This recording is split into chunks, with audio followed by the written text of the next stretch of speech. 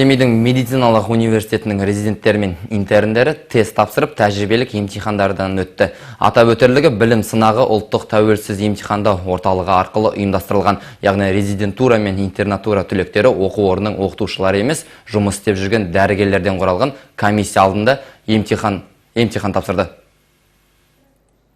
Семей медициналық университетінің резидентура түлектері мен дәрігер-интерндердің білімі мен дағдысын бағалау екі кезеңнен тұрады. Алғашқысында компьютерлік тестілеу арқылы алған білімдері сараланды.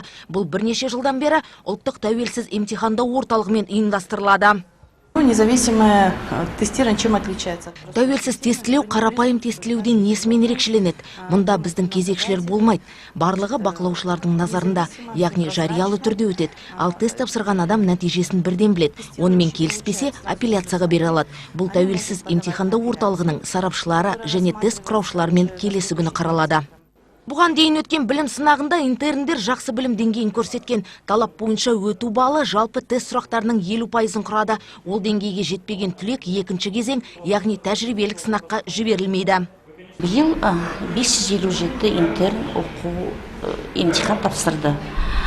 Бәрі ойдағыдай тапсырды. Бұл 7 жыл білім оқыған 5 мамандық бойынша терапия, хирургия, жалпы тәжірибелік дәрігер, педиатрия, және акушерство және гинекология, және 1 жылдық стоматология мамандықтары бойынша. Екінші этап тәжірибе жүзінде 5 станциядан тұрады. Бірінші тестілеу болды, екіншісі тәжірибелік дағды. Әркім өз мамандығы бойынша тапсырды. Биыл оқу орнын 25 мамандық бойынша 186 резидент бітірді. Тестілеу кезінде әр кабинетте сырттан келген тәуелсіз бақылаушылар кезекшілік етеді. Тест сұрақтары қиындау болғанымен біз өз білімімізді көрсете алдық деп ойлаймын. Бұның бәрі біздің осы университетіміздің, бізді оқытқан оқытушыларымыздың арқасы. Осы оқытушыларымызға, университетімізге, университет ректорына көп алғысымызды білдіреміз. Болашақта жақсы маман иесі боламыз дегенге сенеміз. Тестілеуден кейін резиденттер мен интерндер тәжірибелік емтихан тапсырды.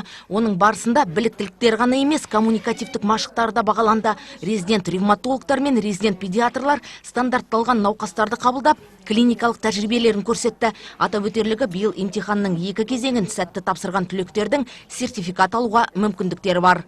Гүлназ Қаукен, Рыскүл Мадвасова, Қайрат Қожахметов, Семей телеарнасы.